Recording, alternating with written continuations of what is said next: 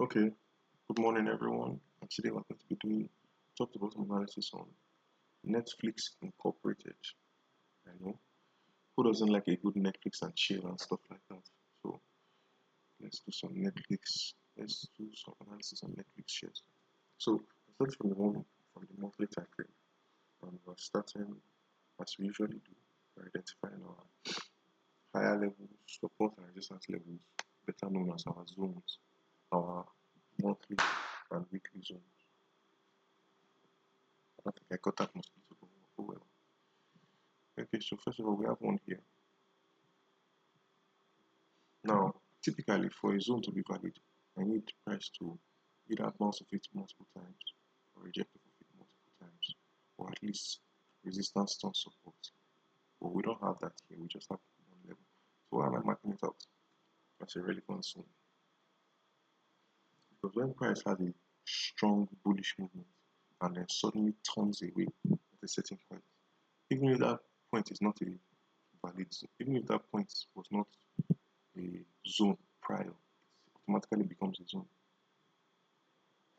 So this is actually a monthly zone.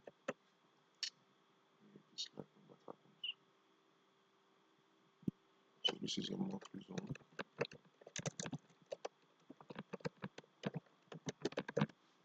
This is a monthly zone. Let's just duplicate it for the sake of ease. So we have another zone here. We have another zone here. Then we have another zone here. Let's press on support on this level multiple times. And then finally we have our all-time high, which is the highest point that price has gotten to overall. So this is our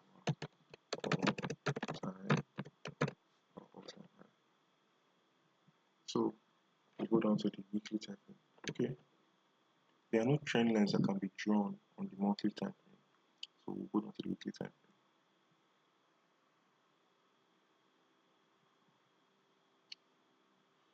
So we'll go down to the weekly time frame. And we'll do the same thing, which is we'll identify our zones. As you can see, there's already a zone here because price has found support on this level twice. Look at this, price went like this, the price came like this. So price has found support on this level 2 times. So this becomes a valid zone. So this is our weekly zone. So this is our weekly zone. And then here we have support becomes resistance. You can see that price bounced up of this level once, twice, 4 times, and passed through it. Then came back and found support on this level 2 times. So that makes this level a valid zone because its support became resistance and it has been tested multiple times. So let's now delete this, and let's see if we can draw a trend line. There should actually be a zone here, There should be a zone here. There should be a zone here. So this is also another weekly zone.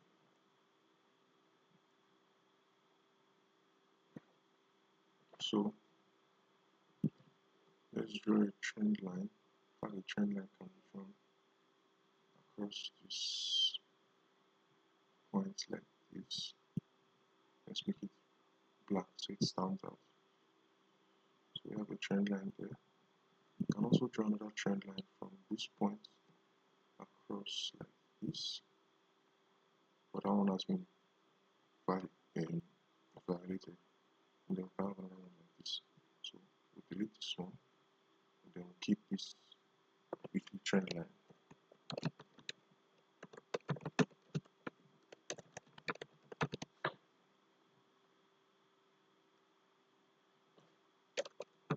Then we'll keep this weekly trend line. So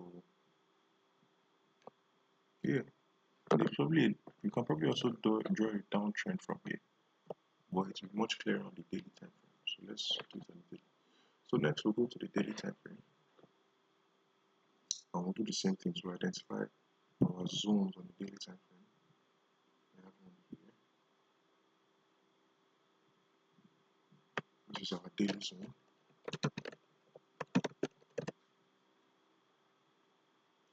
We should have here. There's one here. There's another one here. So daily zone.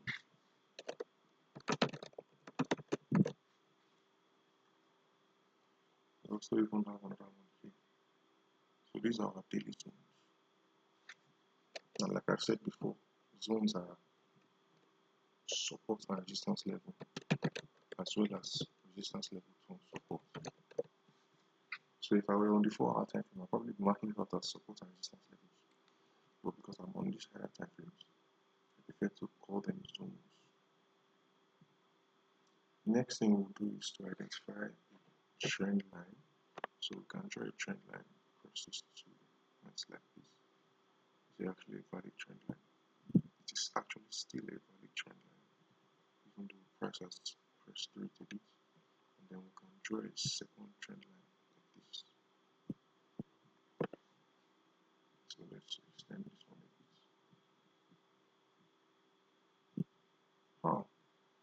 You can actually draw another trend line like this.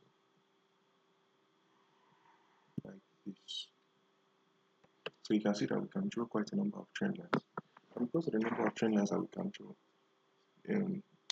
picking out specifically which trend line to use becomes very annoying. But there's a way to supplement that. It's better for us to identify to maintain all these trend lines, because the same way that you can have a large number of support and resistance levels at a particular point, the same way that you can have a large number of trend lines at a particular point. But support and resistance levels, much like trend line, only supposed to give you a general view or a general understanding of the current price action. You're not supposed to take trades off of trend lines directly. So the next thing we'll do is to identify our trend origin, which is obviously here because price is clearly in a downtrend, and this downtrend has clearly just started. So this is our trend origin. This is our trend origin. After identifying our trend origin, next thing we identify is our market structure, which is our swing highs and our swing lows. So we can see that from here, price made an impulsive move here, a correctional move here. Price did not break through this level until here, so we have an impulsive move here, a correctional here, impulsive, correctional, impulsive, a very tiny correctional. It might not really even count as a correction, to be honest, followed by an impulsive. So the next thing we'll do is to identify our swing highs and our swing lows. So this is our our lower high, which is the highest point that price gets to as a correctional move before switching to an impulsive move. So here again we have under high, lower high, under lower high for a swing high, and then this is our most recent swing high. Then we identify our swing lows, which is the lowest point that price has gotten to before switching from a bearish impulsive move to a correctional move. So we have one here.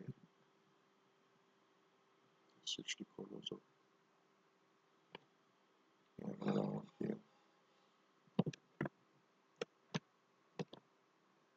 We have another one here. We have another one here. And then this is the last one. So since price is currently on an impulsive move, the next thing that we're expecting is a correctional move, right? Before we can see a new impulsive move. So since price is an impulsive move, price will continue to be moving downward until this impulsive move ends. So we want to find out exactly when the impulsive move will end. So we highlight this point, change the color, then we'll highlight this point, then we'll highlight this point, then we'll highlight this point. Why are we highlighting this point? Because these points are the region of price where price switches from an impulsive move to a correctional move. From an impulsive move to a correctional move. So price is currently on an impulsive move. So if there's any pattern that appears within these blue boxes, I've highlighted 4 blue boxes. If there's any price pattern that appears within these 4 blue boxes that is common across all 4 of these blue boxes, or at least three of the 4 of these blue boxes, then if we spot that pattern, then we'll know that the impulsive move has reached its end and price is going to be switching to a correctional move. So now we'll go down to the 4-hour time frame to identify. So switch to the line chart to get a clearer view. Right here I can see what I see is a double W. See, hold on. You can see that price does this. This is a W pattern. But then price comes down again to do this, to give you a second W pattern. So switching back to this thing.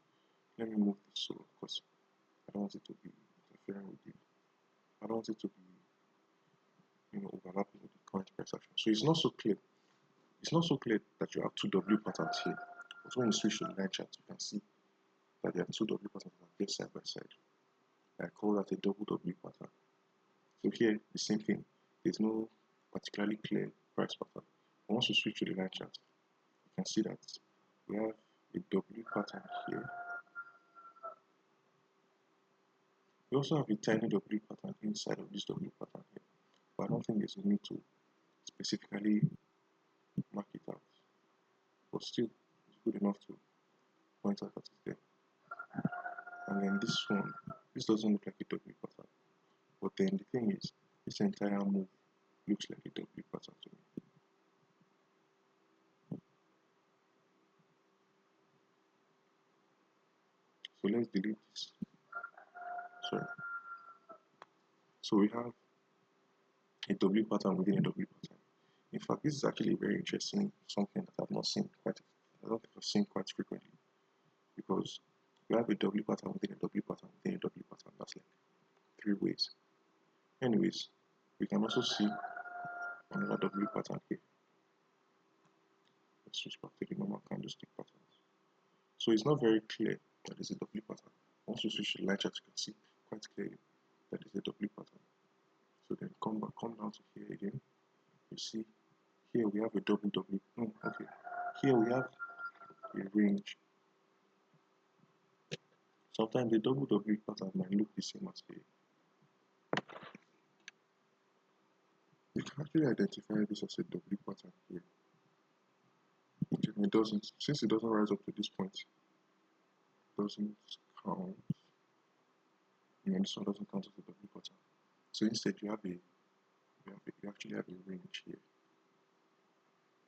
So if I spot a W pattern at this point, then that means that the trend is ending. But that means that the downtrend is ending. But at the same time, I will not be looking to buy.